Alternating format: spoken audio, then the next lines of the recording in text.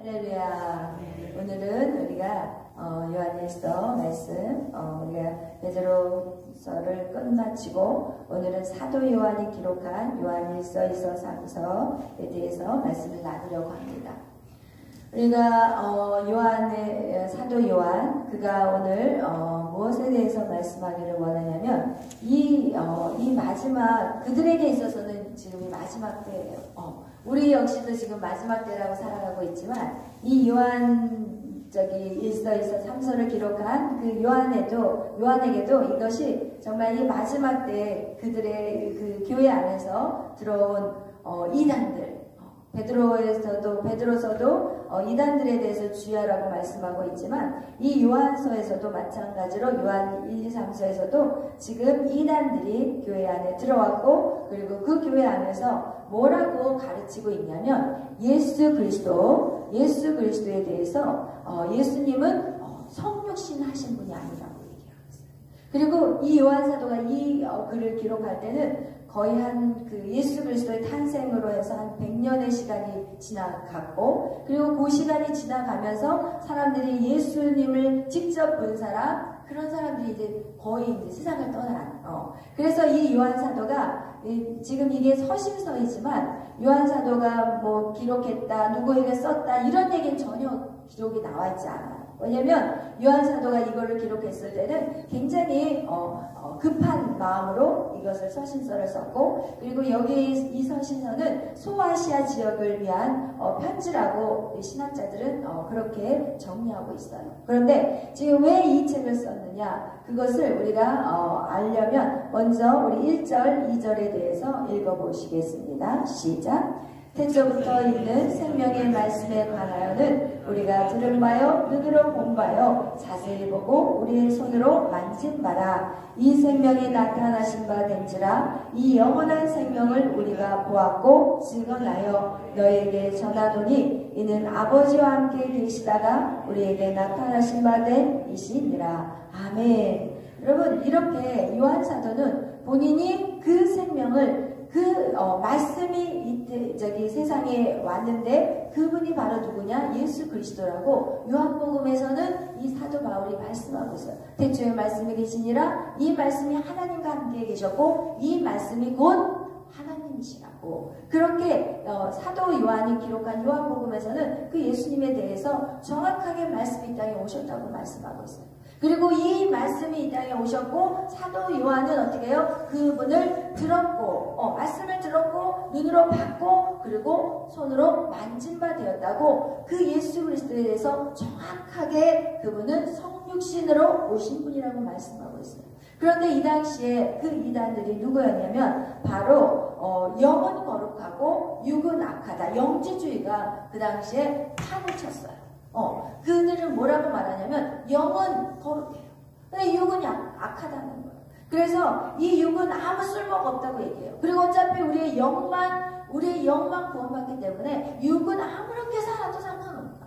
이렇게 말하는 것이 바로 그 당시의 영지주의였고 그렇게 한 그들의 주장은 여러분 무엇을 깨버리냐면 구원관을 깨버려요. 여러분 예수님이 이 땅에 육신으로 오지 않으면 우리의 죄를 대속할 수가 없어요. 예수 그리스도가 이 땅에 육신으로 와야만이 우리의 죄를 대신해서 십자가에 죽으실 수 있는 거예요. 분명히 이 하나님이 우리에게 하나님의 계획은 무엇이냐? 너희가 죄를 졌고 너를 대신해서 그 누군가가 피를 대신 죽어야 된다는 거예요. 피값을 갚아야 되는 거예요. 그런데 이 영지주의자들이 얘기하는 오직 영은 거룩하고 육은 쓸모없다. 예수님은 이 땅에 성육신 오신 분이 아니라 그냥 신으로 오신 분이다. 이런 식으로 이단이 팔을 쳤다는 거예요. 그래서 오늘날에도 여러분 예수님을 성육신 하는 걸 부인하는 이단들이 있어요. 그리고 예수님의 신성을 부인하는 자들도 있어요. 예수님은 그냥 거룩한 성자일 뿐이다. 그냥 그는 지혜롭고 똑같은 사람이지만 좀 특별하게 지혜를 얻은 자고 거룩한 삶을 살아낸 자이다. 이렇게 말하는 이단들도 있다는 거예요. 근데 우리가 정확하게 알아야 될 건 무엇이냐? 예수님은 완전한 인간이시고 완전한 신이라는 거. 여러분 그것을 여러분이 반드시 알고 계셔야 돼요. 그래야지 우리는 어떠한 악한 사단의 그 적그리스도의 유혹에도 우리는 넘어가지 않고 믿음의 경주를 달려갈 수 있습니다. 이와 같이 그들이 예수 그리스도를 희미하게 만들어버려요. 그리고 어떻게 하냐, 그 생명, 영원한 생명, 이 요한이 지금 주장하는 것은 예수 그리스도만이 영원한 생명을 우리에게 주신 분이라고 지금 말씀하고 있습니다. 우리 다 같이 그러면서 여러분, 사도 바울이, 아니 사도 그 요한이 주장하는 것은, 구원이라는 것은 무엇인가? 여러분, 이거 우리가 잘 생각해봐요. 그리고 구원이라는 것은 예수 그리스도로 말미암아 우리의 모든 죄 사함을 받았어요. 그래서 오늘날 이 구원받은 백성들의 우리가 생각할 때 우리가 구원을 받았고 우리가 이 땅에서 예수 그리스도의 축복을 누려야 된다고 생각해요. 그죠? 그래서 이 구원이라는 것은 마치 우리가 이전에 정말 그 구렁텅이, 웅덩이 같은 곳에서 살았다면 우리의 모습들이 이제는 새롭게 변화돼야 되고, 그리고 우리의 모든 삶이 변화될 뿐만 아니라 잘 돼야 되고 형통하게 돼야 된다는 거, 이것을 사람들이 생각하는 어떤 구원관으로 생각해요. 그러나 우리가 기억해야 될 것은 오늘 사도 요한은 3절에서 우리에게 정확한 구원에 대해서 말씀하고 있습니다. 우리 다 같이 3절을 읽겠어요. 시작. 우리가 보고 들은 바를 너희에게도 전함은 너희로 우리와 사귐이 있게 하려 함이니 우리의 사귐은 아버지와 그의 아들 예수 그리스도와 더불어 누립니다. 아멘. 여러분, 구원이라는 것은 무엇이냐면요, 예수 그리스도와 사귐이라는 거예요. 아버지와 함께 우리가 살아가는 거예요. 그런데 오늘날 이 구원이라는 것은 하나님은 전능하신 하나님, 하나님 멀리 계신 하나님, 그리고 나는 나 혼자 길을 걸어가는, 어떻게 보면은 그냥 나의 어떤 축복을 위해서, 나의 어떤 삶의 그 나의 어떤 성취를 위해서, 나의 성공을 위해서, 나의 인생의 목적을 위해서 단지 하나님이 개입하시는 그런 하나님으로만 생각한다는 거예요. 근데 여러분, 절대 그게 아니에요. 하나님이 태초에 우리를 창조하셨을 때 왜 창조하셨냐? 하나님의 자녀로서 우리를 창조하셨어요. 그러면 자녀라는 것은 무엇인가요? 부모와 자녀의 관계는 무엇이에요? 그냥 부모는 시골에 사시는데 이 자녀가 찾아가지도 않고 그냥 돈만 던져버리고 그냥 계좌 이체에 송금해버리고, 그게 부모와 자녀의 관계는 절대 아니라는 거예요. 여러분, 부모와 자녀의 관계는 교제가 있어야 돼요. 사귐이 있어야 돼요. 누림이 있어야 돼요. 명절이면은 찾아와야 돼요. 부모를 만나러 와야 돼요. 그리고 부모에게 엄마, 어머니, 아버지 어떻게 잘 지내셨어요? 요즘은 어떠신가요? 이런 대화가 있는 것이 진정한 사귐이요, 교제인데, 오늘날 많은 성도들은 그냥 하나님 멀리 계신 하나님, 그냥 나와 그냥 상관없으신 하나님, 그냥 나의 필요할 때만 찾아오시는 그런 하나님, 그런 사귐이 절대 아니라는 거예요. 에덴 동산에서의 에덴 동산에서의 그 성부성자 성령님과 아담과 하와의 그 깊은 교제 안에서, 그 교제 안에서 있었던 우리들이 어떻게 돼요? 선악과 사건으로 완전히 분리되어 버렸어요. 완전히 하나님과의 관계가 깨져버렸어요. 그런데 하나님이 다시 예수 그리스도를 통해서 이루고 싶은 것이 무엇이냐? 하나님과 우리의 교제를 원하시는 거예요. 사귐을 원하시는 거예요. 누림을 원하시는 거예요. 아버지의 그래, 나 여기 있어. 아버지, 저 주님 사랑해요. 주님과 함께 이렇게 시간 보내는 게 너무 행복해요. 이런 어떤 사귐과 어떤 누림이 있어야 되는데 우리의 신앙생활은 절대 누림이 없어요. 예수님이 계시는데 행복하지 않아요. 예수님이 나와 함께 계시는데 늘 걱정과 염려가 와요. 태산과 같은 일들이 있고 내 미래에 대한 두려움이 있고 내가 어떻게 살아가야 될지 방법을 모른다면 이건 우리가 절대로 예수님을 믿는다고 말할 수 없어요. 구원이라는 것은 무엇인가? 사귐이에요. 구원이라는 것은 무엇인가? 이제는 주님으로 인해서 기뻐해야 돼요. 오늘 사도 요한이 우리에게 말씀하는 것이 그것이에요. 3절 우리 다시 한번 읽겠어요. 시작. 우리가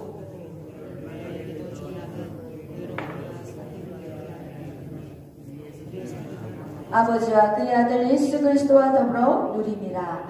아멘. 예수 그리스도가 왜 이 땅에 오셨어요? 그분은 화목제물로 오셨어요.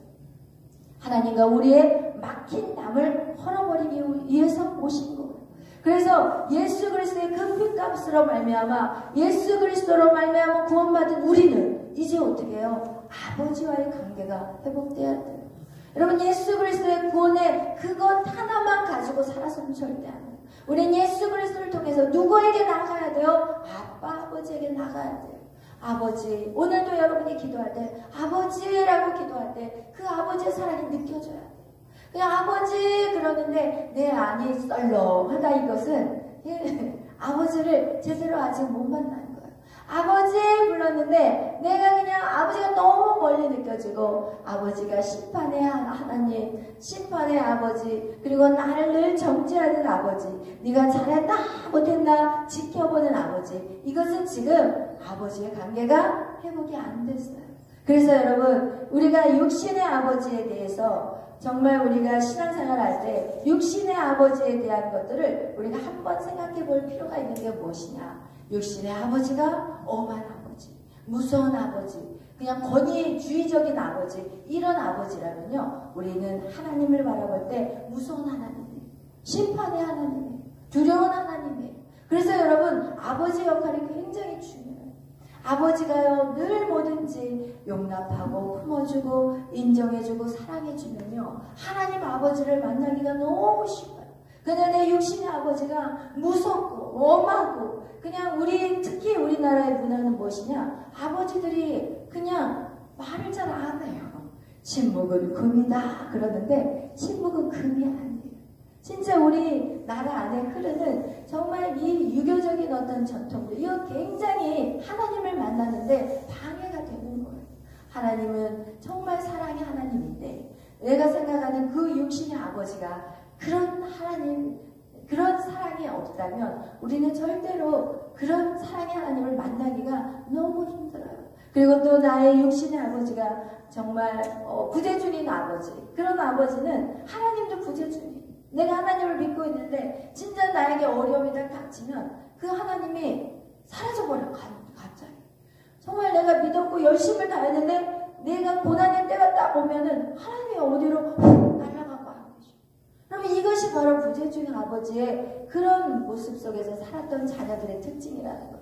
그리고 아버지가 알코올 중독이고, 정말 아버지가 그냥 뭐 게임 막 뭐 도박하고 다니는 이런 아버지는 진짜 이 자녀들에게 그 아버지가 계시지만 수치스러운 아버지가 되어버리는 거예요. 그래서 여러분, 진짜 우리 그 아버지 되신 분들이 오늘 많이 나오지는 못해서 안타깝지만, 여러분, 아버지의 자리가 너무너무 중요해요. 엄마의 자리도 중요하지만 아버지의 역할이 너무너무 중요해요. 그래서 아버지가 정말 그 자녀들을 잘 양육하는 자녀들의 그 아이들을 보면, 아들이 정말 건강한 성으로 자라요. 딸아이는 딸아이의 건강한 성을 가져요. 오늘날 많은 동성애자들이 지금 우리나라에도 엄청나게 지금 수가 증가되고 있는데, 그들의 삶을 보면 진짜 엮이는 가정이 너무 많아요. 엄마들이 너무 드세요. 엄마가 너무 드세서 그 질서가 완전히 무너져 버렸어요. 여러분, 절대로 하나님의 질서는요, 남자를 세우는 게 하나님의 질서예요. 우리에게 하나님이 질서를 주셨어요. 그리고 이 질서가 깨어질 때 이 땅은 모든 것이 혼란이 와요. 무질서가 와요. 그래서 남편을 세워줘야 되는 거, 그것이 정말 이 가정의 건강한 가정이 되는 거예요. 남편이 연약하고 남편이 내가 봐기에 부족하다 할지라도 하나님의 질서는요, 남편을 세우는 거예요. 여러분, 부모가 연약하다고 해서 자식이 그 부모보다 더 높이 올라갈 수 있냐는 거예요. 절대 아니라는 거예요. 부모를 높이 세우는 거, 자녀는 마땅히 그 부모 말에 순종하고 복종하는 거, 그것이 바로 하나님의 질서인 거예요. 근데 그것이 깨져버리면 그 가정은요, 콩가루 집안이 되는 거예요. 그거는 똑같아요. 학교에서도 마찬가지고 우리의 모든 이 사회에서도 마찬가지예요. 이 질서가 깨어지니까, 대통령이 세워졌는데 계속 감옥으로 들어가야 되는 상황이 돼버리니까 우리나라의 질서는요, 이미 혼탁해져 버린 거예요. 여러분, 정말 우리가 이런 부분에 대해서, 통치자에 대해서 어떻게 해야 되냐, 무조건적으로 감옥에 들어가야 되는 거, 저는 그거 반대예요. 절대 반대예요. 통치자를 세우신 분은 하나님이에요. 그가 정말 하나님의 뜻에 거슬리는 삶을 살아간다 할지라도 그 고난이 우리에게 주어졌다면 우리는 받아들여야 되는 거예요. 여러분, 이 시간을 통해서 하나님의 믿는 자들을 깨우기 위한 시간이라면 우리는 그 고난을 통해서도 우리가 그것을 인내하고 받아들이면서 어떻게 해야 돼요? 거룩한 삶을 살아가게 되셔야 되고, 그 거룩한 삶을 통해서 기도할 때 하나님이 통치자들을 바꿔주기를 위해서 기도하시는 거, 그것이 우리가 해야 될 첫 번째 일이라는 거예요. 여러분, 계속해서 세상의 리더를 감옥에다 집어넣은 거, 이거는 나라의 질서가 깨어지는 거예요. 그렇기 때문에 오늘날 학교의 교육이 어떻게 돼요? 학교의 교육 역시도 선생님을 갖다가 학생들이 판단해요. 학생들이 선생님들에 대해서 이 선생님 어때요? 라면서 아니지만 학생들을 두려워하고 무서워하는 이런 삶 속에 우리의 교육이 이루어진다니까요. 여러분 그런 데서 교육이 이루어질 것 같아요? 절대 아니에요. 절대 아니에요. 여러분 마찬가지예요. 교회 안에도 질서가 있어요. 목회자와 성도들 간에 질서를 세워놓으셨어요. 근데 이게 깨어진다면요, 절대로 이 성전에서 흐르는 영적인 그 물줄기가 여러분의 심령을 살릴 수가 없어요. 그래서 여러분 사단은요 꼭 교회에 들어와가지고 무엇을 하냐면 이 영적인 지도자를 죽이려고 해요. 이것이 바로 신천지가 하는 교회를 잡아먹는 방법이에요. 어떻게 해서든지 그 목회자의 잘못들을 다 끄집어 올려서, 여러분 털어서 먼지 안 나온 사람이 어디 있어요? 솔직히 편한가요? 여러분 제가 여기 서 있다고 해서 제가 완전해서 이 자리에 세운 거 절대 아니에요. 하나님의 나라를 위해서는 그 누군가가 말씀을 전해야 되기 때문에 그 중에서 하나님이 그냥 지명해서 불러서 저를 택한 것이지 저 역시도 깨끗한 자가 아니라고 항상 말씀하잖아요. 그거와 같이 여러분 이거는 질서예요. 이 사람이 대단하고 아버지가 진짜 대단해가지고 아버지가 된 게 절대 아니라니까요. 질서라니까요. 그래서 여러분 우리는 이 질서 안에 정말 순복해야 되고 이 질서를 따라갈 때 진짜 이 세상은 아름다워지. 아멘. 여러분 이거와 같이 여러분 이 악한 사단이 어쨌든 이 교회 안에 들어와서 이 영주자들이 교회 안에 들어와서 이 교회를 흔들고 어떻게 해서든지 깨부시기 위해서 그들이 들어왔을 때 이 사도 요한은 말합니다. 내가 그를 보았고 내가 그를 만졌다. 내 말을 들어라. 이렇게 얘기하면서 뭐라고 얘기하냐면 우리 다 같이 4절 이 사도 요한이 이 요한서를 요한 1, 2, 3서를 쓴 이 목적이 있다는 거예요. 그게 4절에 있어요. 시작. 우리가 이것을 쓰면 우리의 기쁨이 충만하게 한다. 여러분 예수를 믿는다는 것은요, 예수님이 내 안에 오시면은요 우리는 점점 기뻐져요. 진짜 행복해져요. 여러분 제가 진짜 예수님을 믿고 나서 이제는 너무너무 행복합니다. 이전에는 정말 힘들었고 그 모든 고난의 시간들은 정말 괴로웠고 그리고 막막했어요. 내가 지금 주의를 해야 될 이 부르심을 받은 삶인데 하나도 행복하지 않은 거예요. 전도하기가 싫더라고요. 어느 정도로 고난이 힘들었을 때, 정말 제가 고난이 힘들었을 때는요, 예수 믿으세요 말하기가 싫은 거예요. 왜냐면 저도 교회 가는 게 싫었어요. 교회 가는 게 너무 싫은 거예요. 근데 매일 새벽에 가야 되고 매일 수요일 금요일 가야 되고 매일 주일날 가야 되고, 근데 뭐 새벽 기도야 사람들 많이 안 만나잖아. 그냥 기도하고 그리고 나서 그냥 나오면 되는데 주일날은 거의 하루 종일 있어야 되잖아. 보기 싫은 사람과 하루 종일 같이 붙어있는다고 생각해봐. 너무 싫더라고요. 다 가식적이에요. 모든 사람들이 다 가식적이에요. 뭐 장로님이고 권사님이고 뭐 다 직분자들이요 다 사람이 싫어져 버리더라고요. 제가 정말 고난의 시간에 있을 동안은요 사람들이 싫어지더라고요. 그리고 저 사람들이 천국에 간다? 그럼 저는 천국 가기 싫어요. 이랬어요 제가. 왜냐면 영원한 천국에서 저 사람들의 얼굴을 어떻게 보고 영원히 살아요. 제가 이러면서 하나님 저 천국 가기 싫어요. 제가 이 정도로 완전히 바닥을 기었을 때가 있어요. 그때 역시도 저는 사모였습니다. 할렐루야. 그렇게 힘들었었는데 하나님 그 모든 고난의 시간을 하나님 무엇을 다루셨냐? 마음을 다루셨어요. 그래서요 풀무는 뭐 금을 뭐 녹아드는 은을, 여호와는 하나님의 마음을, 하나님의 마음, 우리의 마음을 만져가는 시간이 바로 고난의 시간이에요. 우리의 마음이 너 이래도 기뻐할래? 너 이래도 즐겁니? 너 이래도 이 길을 갈 거야? 네! 지금은 그런 거야. 주님, 네, 할렐루야. 이 길밖에 없어요. 옛날에는 하나님 실수한 게 있어요. 저를 사고로 세운 거 하나님 실수하셨어요. 하나님 완전하신 분인데 딱 한 가지 실수한 게 있어요. 그게 저를 사고로 부르신 거예요. 저 사고 자격 없어요. 저 사람들 좋아하지 않아요. 저 까칠해요. 우리 목사님은 사람들을 너무 좋아해요. 우리 목사님은 어느 정도냐?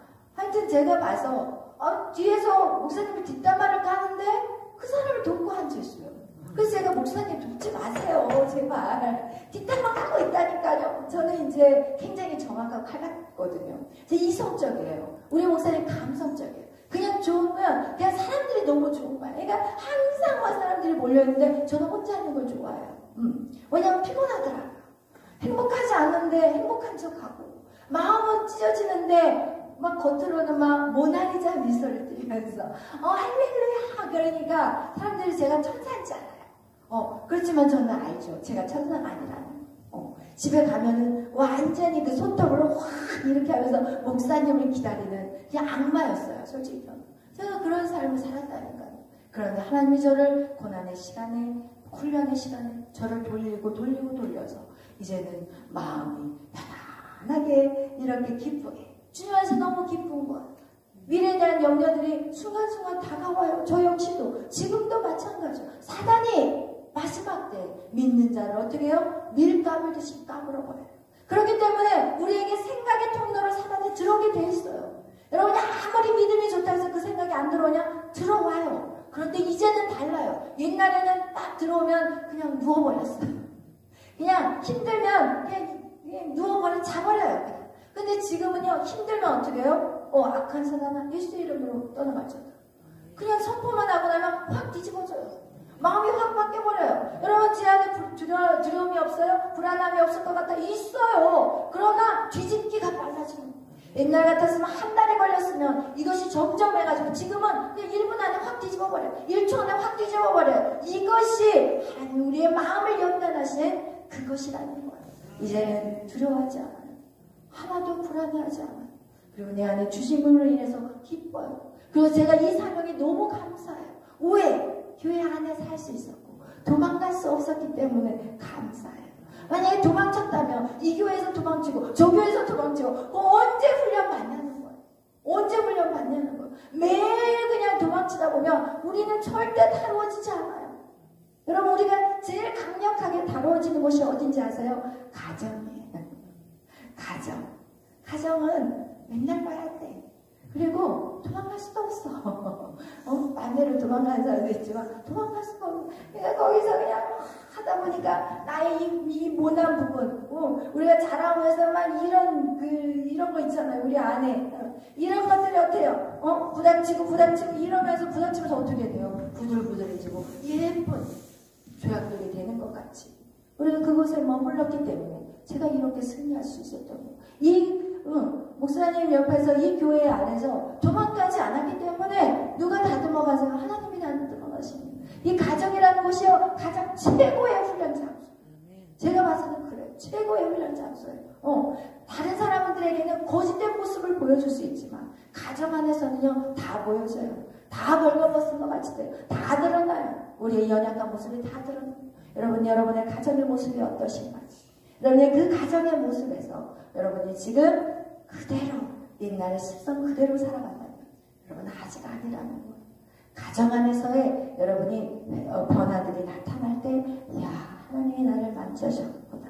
나를 이렇게 변화시켰구나. 라는 것이 이제 고백이 되는 것이에요. 그것이 오늘 5절의 말씀이에요. 우리 5절 다 같이 읽겠어요. 시작. 우리가 그에게서 듣고 너에게 전하는 소식은 이것이니 곧 하나님은 빛이시라 그에게는 어둠이 조금도 없으시다는 것이니라. 아멘. 여러분 하나님은 빛이에요. 하나님을 믿는 우리는 빛이 되어야 되는데 하나님을 믿는 빛이 된 자녀들이 가정에 어둠이 되겠어요? 그것은 거짓말이에요. 우리의 가정이 어둡고 내가 가정에 들어가기 싫어. 집구석에 들어가기가 싫어. 저 집구석 지긋지긋해. 여러분 그것이 우리의 자녀들이에요. 오늘 자녀들이 집에 가기가 싫은 거야. 집은 있는데 집에 가기 싫은 거야. 여러분 그것이 우리의 가정은 아닌가요? 그것은 잘못된 거예요. 그건 거짓된 거예요. 하나님을 알되 거짓된 거예요. 여러분 자녀들이 우와 집에 가고 싶어. 빨리 집에 가자. 이것이 빛된 가정의 모습이라는 것이. 아멘. 그래서 여러분 우리가 6절도 읽겠습니다. 6절 7절 시작. 만일 우리가 하나님과 사귐이 있다고 하고 어둠에 행하면 거짓말을 하고 진리를 행하지 아니할 것이며 그가 빛 가운데 계신 것 같이 우리도 빛 가운데 행하면 우리가 서로 사귐이 있고 그 아들 예수의 피가 우리를 모든 죄에서 깨끗하게 하실 것이요. 아멘. 여러분 정말 우리가 예수님 안에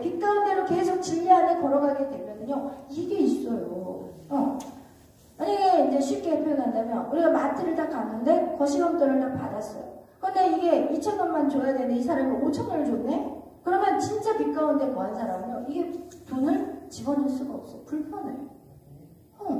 이 돈, 3,000원 더 줬네? 하고 싹 올 수가 없어. 불편하다니까, 마음이. 그 어두움 속에 있는 거, 거짓말 하는 게 너무 불편해요. 그래서, 어떻게, 이거 돈 더 주셨어요. 예를 들어서, 이런 일들이 마찬가지, 우리 세상 안에서요, 우리가 거룩한 행실을 살아가는 것이 정말 이 빛이 내 안에 임하면 임할수록 이 거짓된 삶이 불편해서 할 수가 없는 거예요. 하라고 해도 못하겠어요. 그래서 우리가 예를 들어서 이 게임 같은 거 할 때도요, 그 게임이 있어요. 이렇게 거짓말해가지고 이렇게 잡는 게임이 있는데, 못하겠더라고요. 청년들하고 그 게임을 하는데, 못하겠더라고요. 거짓말을 못하겠더라고요. 그걸 무슨 게임이죠? 마피아 게임을 하는데, 못하겠어요.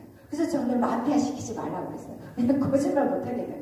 여러분, 이렇게 바뀌어버리더라고요. 여러분, 우리가 하는 게 아니에요. 내 안에 빛이 임하면 임할수록, 주님의 영이 내 안에 임하면 임할수록 하라고 해도 못해요. 거룩한 행실을 살아갈 수밖에 없더라고요. 여러분, 그래서 오늘 사도 요한이 우리에게 말씀하는 것이 바로 그것인 거예요.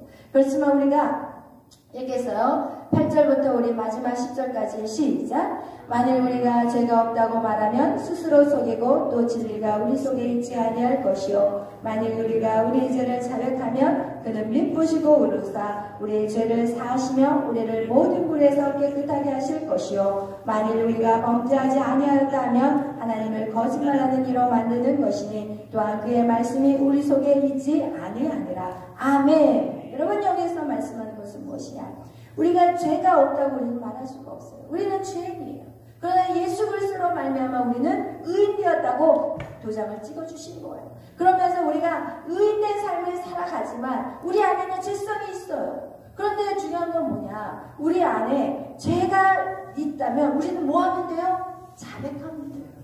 여러분, 아이들이 왜 거짓말하는지 아세요? 아이들이 그 거짓말이 좋아서 할까요? 아니에요. 이 거짓말을 안 하면 부모한테 혼날까? 이 말을 했다가는 그냥 부모한테 엄청 맞든지, 아니면 그냥 그 소리 맨날 너 거짓말했지 막 이런 소리 들은 것이 두려워서 아이들이 사실은 거짓말을 해요. 제가 잘못했다는 것을 알면 그걸 부모한테 얘기를 해야 되는데, 이 부모가 어떻게 반응할지를 알기 때문에 거짓말을 하게 되는 거예요. 그렇기 때문에 여러분, 우리는 어때요? 우리는 부모가 그런 자극을 했을 때 그래, 괜찮아, 그래, 다음부터는 하지 말자, 이렇게 부모가 정말 그것을, 그래, 너가 솔직하게 말해줘서 너무 고마워, 이렇게 얘기를 했다면 아이는 거짓말하지 않는 거예요. 그런데 하나님은 어떤 하나님이시냐? 하나님은요, 여러분의 죄를 자백하면 그는 미쁘시네. 괜찮아. 그래, 다시 살아면 돼. 그래, 너 죄 그렇게 졌어. 그래, 너 다시 일어나면 돼. 왜냐면요, 예수 그리스도를 우리 주님, 우리 하나님 이 땅에 보내신 것은 우리가 죄인 되었을 때 예수님을 보내셨어요. 우리가 죄인 된 것을 알기 때문에 예수님이 필요한 것이지, 여러분, 건강한 자에게는 의사가 필요 없어요. 우리가 아프고 병들었기 때문에 의사가 필요한 것 같이 예수님이 왜 필요하냐? 우리가 죄인이기 때문에 필요한 거예요. 하나님은요, 우리가 하나님 이거 잘못했어요. 오케이, 괜찮아. 다시 일어나보자. 그래, 넘어졌어? 다시 일어나보자. 넘어졌어? 그래서 어떻게 해요? 7번이라고 얘기하죠. 그 정도로 죄를 용서해 주라는 거예요. 베드로가 물어봤을 때, 그래, 하나님 몇 번을 용서해 줘야 돼요? 이렇게 얘기했을 때 예수님의 대답은 뭐냐? 무한으로 용서하라는 뜻이에요. 그 말이. 그냥 무조건 다 용서해야 하라는 거예요. 그 용서함을 받아보면, 여러분, 계속 쓰러졌다 넘어져도 일어나고 또 일어나다 보면 믿음의 근력이 생긴다고 얘기하잖아요. 절대 안 넘어져요. 넘어질 수 있지만 그 넘어짐의 그것도 점점 줄어가기 시작하고, 그리고 어느 날 때 보면은 뛰기 시작하는 거예요. 할렐루야. 아멘. 하나님 미쁘세요. 여러분이 어떠한 죄를 회개한다 할지라도, 용서함을 구한다고 해요. 여러분이 무슨 죄를 주님 앞에 자복한다 할지라도 그는 미쁘시고 의로사 우리의 모든 죄를 사해 주신다는 거예요. 아멘. 부모와 달라요. 우리 부모는 꽁하고 다 기억하고 있어요.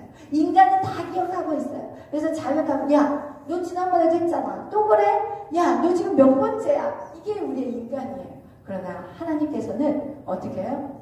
힘든가 같이 기억하지 않는 우리의 죄가 동에서 서가 먼 것 같이 하나님이 그것들을 기억지도 않으신다고 성경 우리에게 말씀하고 있습니다.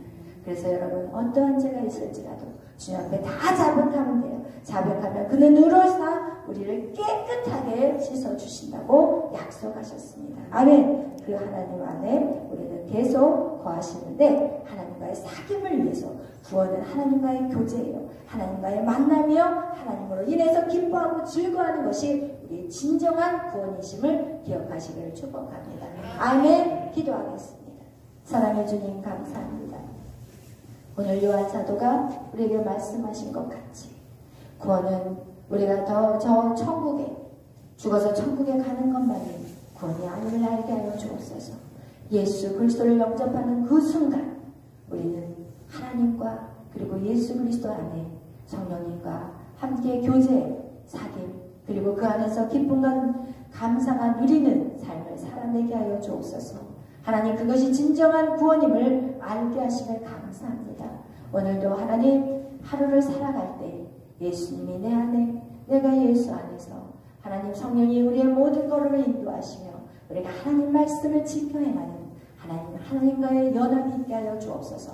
삼위일체와 우리의 연합이 있게 하여 주시고 또 우리 성도 안에 또한 연합이 있게 하여 주셔서 하나님 이 땅이 하나님 천국이 되게 하시고 그리고 이 땅이 우리의 만나는 모든 자들에게 천국을 심어줄 수 있는 우리가 되게 하여 주옵소서. 감사하며 예수님의 이름으로 기도하였습니다.